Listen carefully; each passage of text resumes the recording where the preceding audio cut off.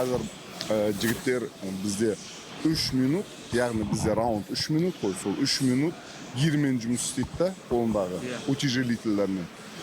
Содан кейін тағы 1 минут мен таста деген команда берген кезде олар жерге қояды да, уже бос қолмен тағы 1 минут жұмыс жасайды.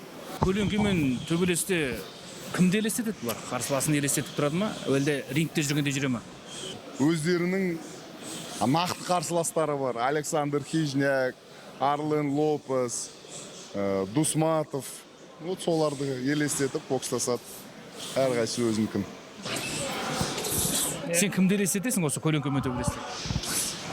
Ой, қазір кәсіпқой боксы көп қой. Джервонта Дэвис, Энис, Джаран, сосын Кроуфордтар бар.